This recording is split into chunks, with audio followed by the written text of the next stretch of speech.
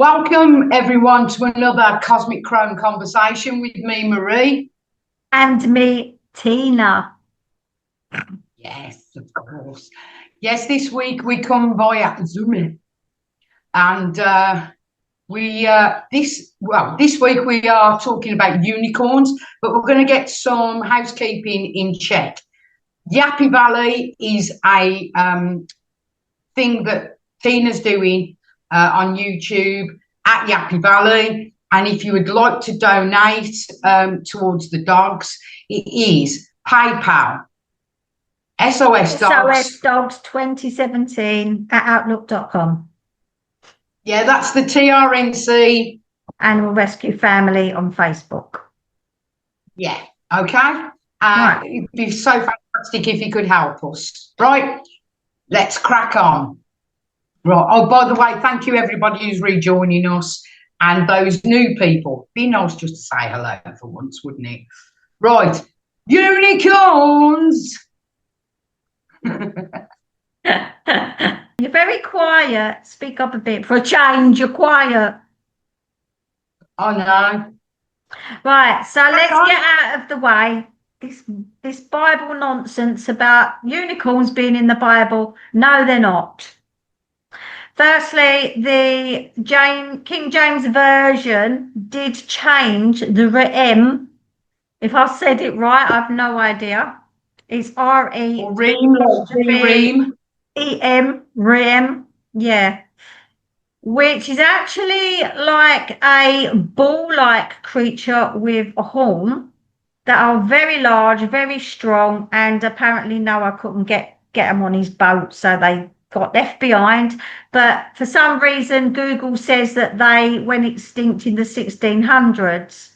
I'm not sure if someone's actually wrote that wrong and it's meant to be like 1600 BC or AD. I don't know, but that's how it goes anyway. So, yes, right, unicorns. Well, so we've had a couple of people come in to help us out, and that's Cosmic Blue Avian. Check her out on YouTube. And my cousin Jane, their perspectives on unicorns. Shall I just start off with what Nicole said of Cosmic Blue Avian? Her first point, right, is unicorns are one of the most pure forms of energy. I'm reading from a message.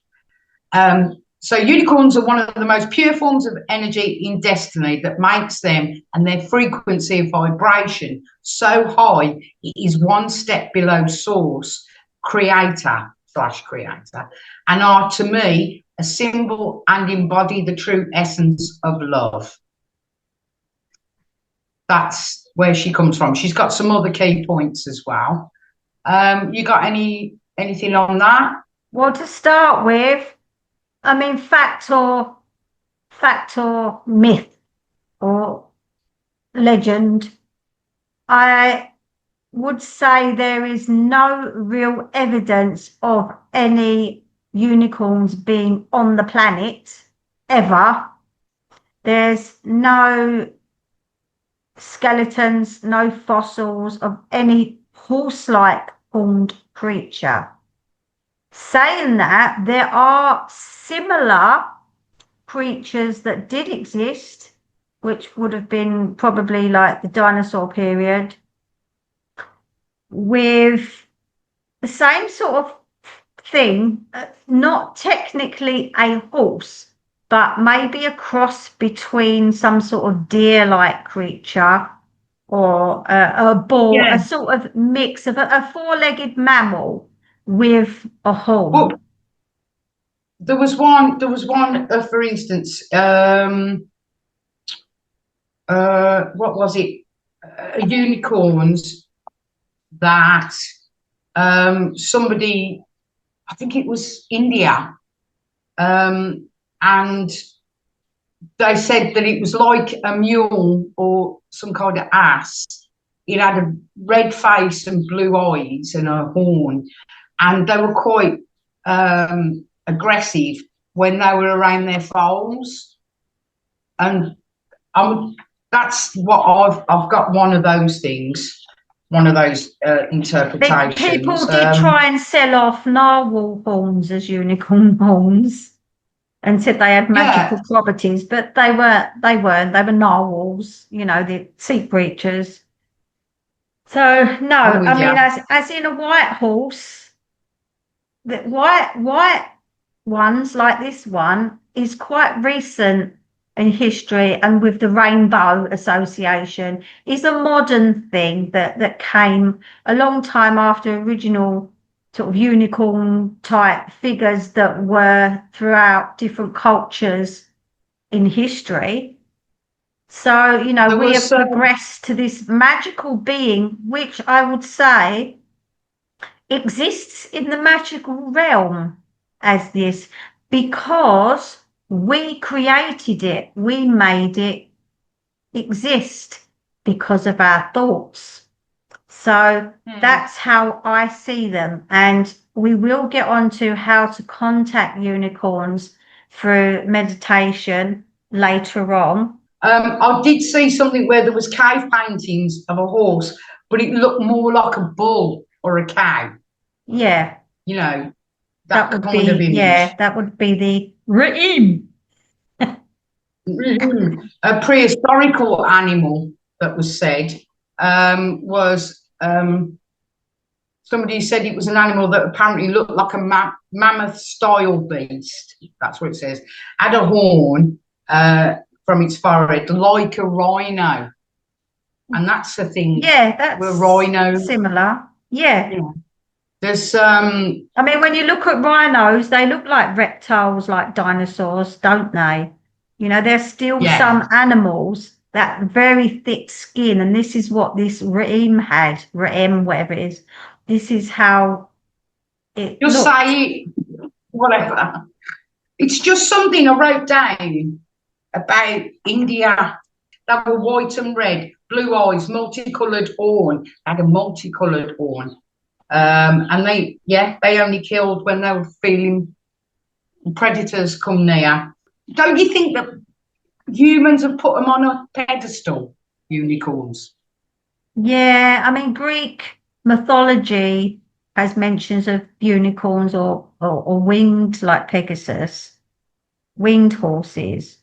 I think that's quite, quite late in history. I would say, like unicorns as not as a white horse, but as that mythical horned creature. You could go to much older cultures and find them in different parts of the world. The 3rd century encyclopedia of what the animals, what they were told or thought of in the world. So 3rd century, wrote and said that all of them believed to have that they exist, and the removal of their horns were used as like I don't know, either sacrificial events, special events to drink from. As drinking in the high society. Rituals, I'd say, yeah, maybe, yeah. What was in it was used as an antidote for poison. That's what was said. And maidens, Aristotle, Go on, you go. Okay, Aristotle described a unicorn as a male goat that flies or floats over the entire world without touching the ground. But there's so many drawings. Yeah, you're talking about like cave paintings, aren't you? Which do look like horsey type. When you think though through evolution, you know, that the original, if you want to call it equus, whatever it was a very small animal. It was very tiny, like the size of a dog, that evolved apparently into today's horse. But when we are talking about, this type of unicorn is a mythical creature, be it white or whatever colour you want to give it. We've given it magical status. Yeah, and apparently in Middle Ages, they were said to have under the horn a jewel. What was that's right. Yeah, a ruby. Yeah. Another thing that Cosmic Blue Avian said She said they're peaceful, confident, quietly creative, protective, gentle, wild, free, independent, sovereign, kind, generous, and healing. And they carry all the colours due to the white, basically encompassing all colours in one. Hence, the prism needs the light energy to flow. I knew it was fattening. Through to show to humans' eyes only a minute minute, sorry, I can't read, a minute amount of colour that actually exists in all that is nature and interdimensionally. It's a mouthful. Yeah, she's totally right as how I see them, as spiritual type of beings that are not 3D. They're not in this world. I've done lots of meditations with unicorns, and they are all different colours, but these ones are horses with horns, basically. And they come in all shapes and sizes, like horses would, but they all have. Would you agree with this, that their patience and quiet strength doesn't require any audience, nor does it need to be in the spotlight, just existing on its own? Moments of now grace and humble power. So when I first meditated on, contacting unicorns years and years and years ago, probably in my 20s, obviously I have a close connection because I've had horses all my life. So I've got that equine, if you want to call it, connection.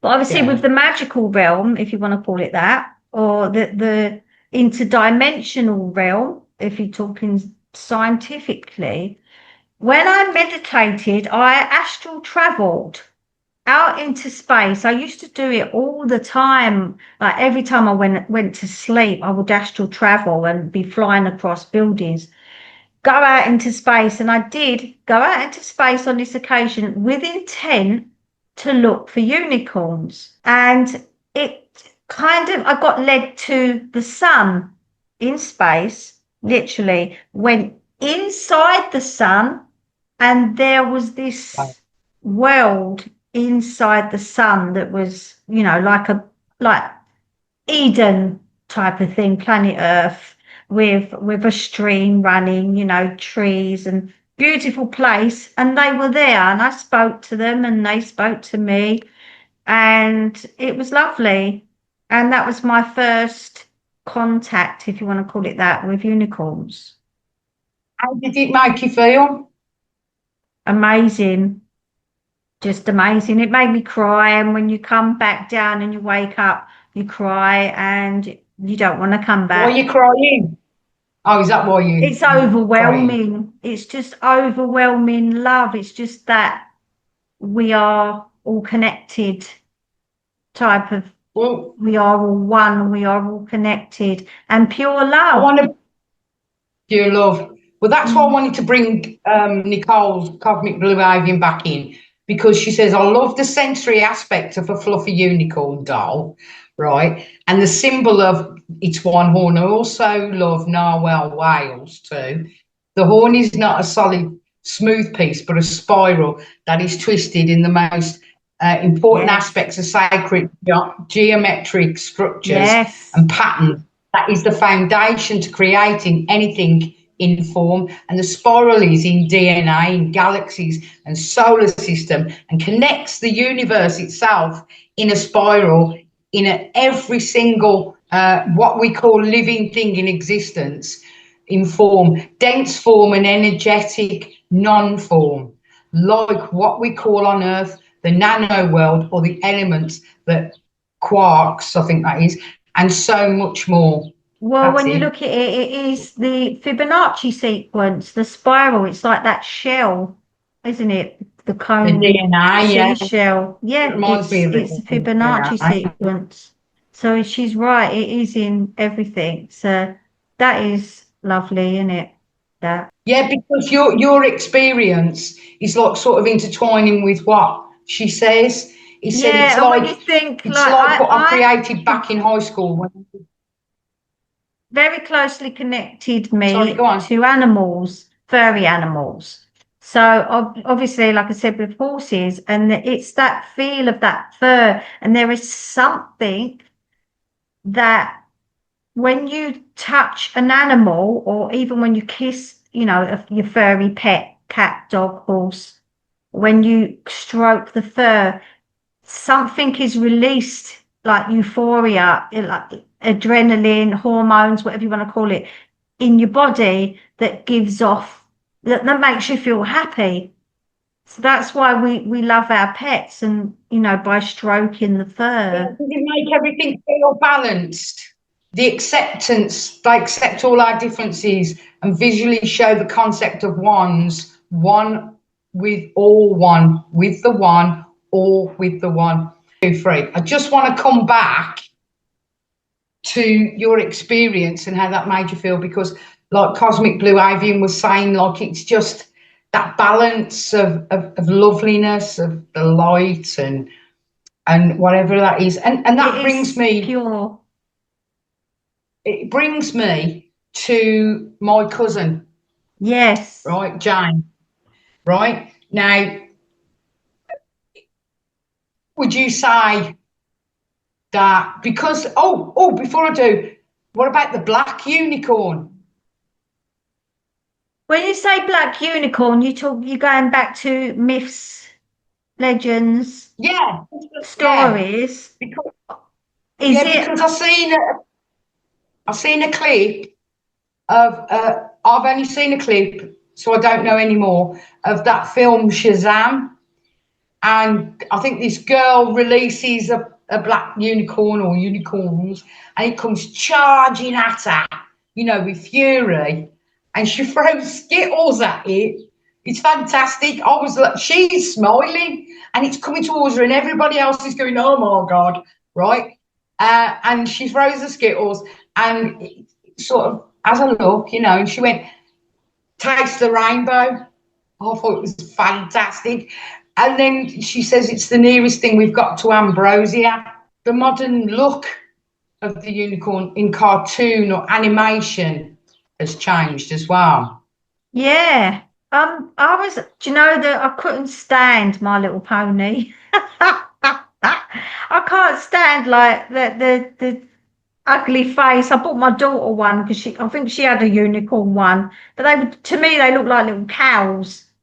And it just Yeah, went off of, yeah, it made them less mystical, magical, I thought. And yeah, it sort of cartooned it down to a little child thing, when I prefer yeah, the imagery of the mystical, magical horse, and the friend. elegance of a horse with Yeah, a horn, rather than like a little yeah, fat, stumpy pony that. yeah. Because the myths and legends were saying they were ferocious and everything like that, and then they got what's the word? Like sort of toned down. And only And virgins could ride them, wasn't it? that's exactly, well, yeah, and or lure them for other people to capture them. But apparently, these unicorns, as time went on, could tell who was a virgin and who wasn't. And I Hey think you have ho. to be pure of heart if you're seeking out unicorns through meditation. I Yeah, I actually think it's got a lot. meditated today, knowing that we were doing it. I meditated this morning on the land because we had very windy weather. We tried to record it when it didn't work. So I thought I'm going to sit there and meditate with my unicorn cards. Oh, Oh, you can't see them wow. because I've got Oh, this thing in wow. the background. There you go. Which we'll have a go after. Well, Jane said, unicorns, why I'm into them. And I just, because we were talking about the animation and then go on to, yeah. She says, firstly, how can we say they're not real just because we've never seen one? Secondly, isn't it nice to believe in something that is magical and unique? People believe in God, as she does, and no one has ever seen them, but still believe in them. Like, this is the crux for me. Unicorns bring me joy. So, backing up a little bit of what you said, happiness and comfort. I have clothes, nightwear, My cousin's in her 40s. Sorry, I've just outed you. She has clothes and nightwear, plenty with unicorns on and depicted in different various ways. Loads of cuddly toys, as a lot of people have. Pictures, tableware, God blimey, Jane. Household items, and I smile whenever I look at these things. It's nice to have something to believe in, and that gives you hope and joy. Would you say it attracts your childlike? Does it take Yes, I you was going back? to say we lose sort of the magic as we go through childhood into teenhood, especially nowadays with mobile phones. That magic gets lost, doesn't it? And you don't believe in the tooth fairy anymore or fairies. You don't believe in Santa Claus, do you? And then you become an adult and you've got stress and worry. I'm still in touch with my childhood. You have frozen, but I'll keep talking. I am still in touch with it because this stands on my sort of altar that I've got. And I talk to him all the time. I talk to this little unicorn. I've had him for a very long time. He's a Schley model, like a rubber. I've got a lot of the horse breeds, but yeah, this unicorn was special. And I do talk to him, and he has a name of which I'm not going to say because it's between me and him. So I've made him real, like you would as a child, like I would have played with my Cindy horses and and that they had adventures and stuff. But I'm still like that. I still have that child in me, which is why I'm still connected to the all and the one and the universe I mean, we could because go I haven't. on about, yeah, I mean, we could go on about historical things and everybody's covered that kind of thing. But it's our conversation and and that's why I thought it was important.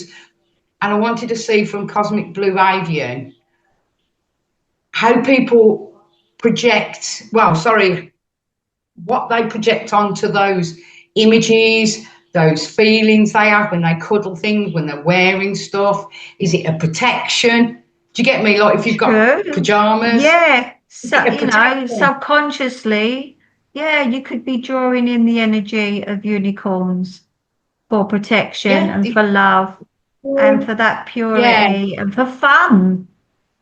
yeah, The yeah. And not childlike everybody, fun. in that bubble. When you get in your car and you have that bubble of protection, and not everybody knows how to do all that. But maybe subconsciously, like you say, having those images on tableware or like on pajamas or on a quilt, that's another one. And I think you're surrounding yourself with just goodness and feeling safe. How I see it. So today, because we had crappy internet, we was trying to do it this morning, wasn't we? On live, and it didn't work. I did sit down Yeah. under the trees and meditated and actually went to where the unicorns are, and they came back. I invited them back to my land and where I was in the field, and I have a fairy ring. And I was sitting outside the fairy ring and they just came one after the other, like they was like beam me down, Scotty, popping into the fairy ring, and they was off and eating the grass. And then came like a herd leader, which actually had two sets of two horns, like antlers. And she said Really? that they have evolved into different types now. So there's not uni anymore. Ah. Yeah, there's Icky. Icky. more multicorns. She didn't give me a name, Icky. but yeah, I was called back because of the dogs that were barking and stuff, and I came out of it. But I was talking to her and I was just asking her stuff because we was recently doing things about the lottery, and I was using the cards, and I said, let me pick a card, to see about. I don't know if you can see them. Here we go. It takes time because I've got the thing In on the front of you. background. Yeah. And I picked a card and I said, okay, is it worth me doing the lottery? Because I'm not wasting money. I don't have money to waste. Is it worth me doing the lottery this Wednesday? If it's a yes, I said, can you please show me the card for definitely yes, which is that one. And it didn't come up. And what came up was, let me see if I can find it. It was basically finish what you started, if I can find it, which to me, it was like carry on with what you're doing, which is, what I'm trying to do. Obviously, Yeah. we all want money. Here we go, finish what you started. Yeah, which is, I'll give it time to work in. Oh, I've disappeared. I think bring it back to yourself. Bring it back to yourself, Bob. There you go. Yeah, I've got to keep it within me. There you go. So with that, I got to carry on doing what I'm doing, which is building the dog shelters and my house and get the fencing done. And that I don't need to worry about the lottery because donations will come in and I will have the money that I need to do what I need to do. And that's all I want, is to be self-sufficient and to provide for the dogs and live comfortably. I don't want a Porsche or a villa. I just want a nice roof over my head and the dogs to be happy and comfortable. And so I presume I'm on the right road for that. Don't need the lottery, so I'm not going to waste my £2 and do it. I will take the advice of them. And that's what I'm going to Yeah. do. We come to now. Do you want to contact unicorns? You don't need cards, but they are nice, these ones. Magical unicorns. You can get different ones. These are old Doreen Virtue ones. But it's nice to have either a unicorn of sorts, something that you can, especially if it's a first time, something you can relate to, that you can sit and remember whatever it looks like or however you want them to look. You are creating that vision. It's not like they're there and you're trying to contact them. Remember, you are part of them and they are part of you. It's like part of your purest part of your heart that may be part of you. So what I would have done years ago was, when I first started meditating, I would actually ride a horse. I would close my eyes and be immediately in a field with a white horse. Get on my white horse and I would ride through a track through a forest to get to either a beach or another field, which I would call my magical place, that no one else, is my personal space that no one else can come into. So I would ride there, get off the horse and sit and wait, all with my eyes closed. During meditation, I would sit there and then I would think, okay, I'm in that field however I'm sitting on a chair, on the floor, I'm actually sitting in that field with my eyes closed. I imagine myself in that field, being around it, and then just ask for unicorns, purest light and love. You invite them in. Now, they may come into you, into the field, and you can then talk to them. And then when you leave that space, I would get back on the horse and ride back to my space. And that's where I sort of come out of it and wake up, so that I'm away from that personal space. The other way is like an astral travel, where you can travel to their realm in a different way. So you could close your eyes if you've got your image of your horse, or in your head, image of your unicorn, sorry, and imagine where their place would be. Now, you have to be really open to seeing what your blank mind throws at you. Try not to bring ego in and think of an image of like a wonderful field.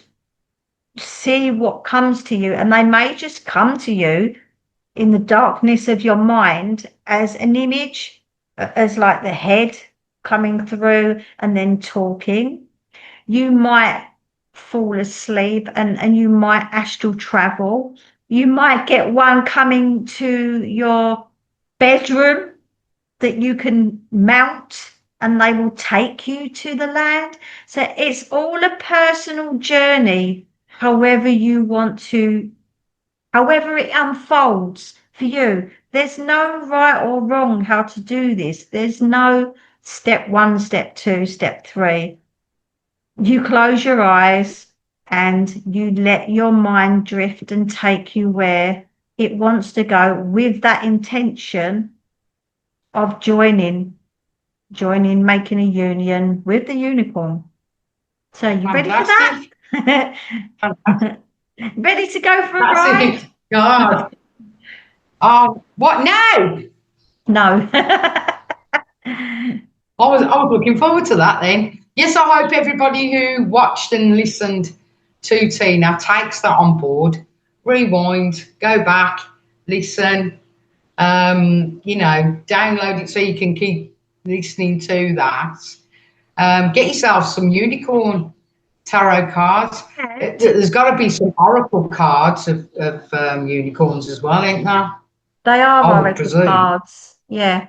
I'm sorry, they're oracle. But also on our sister channel, A Cosmic Vibe, we have some unicorn music. We also have some magical other music to get you inspired with some also unicorn images. She's gone, she's froze. I am going to pick a card for us for now. For all you YouTubers out there that are listening to us on this podcast, let's see what messages they have for us. Decide. I have to put the glasses on to read the bottom. It's time to clearly make a decision about what you want. Marie's gone, but we will say farewell, and I'm going to leave you with this image. And thank you for listening to us, and I will see you again soon, and I'm sure Marie will see you again soon. Bye.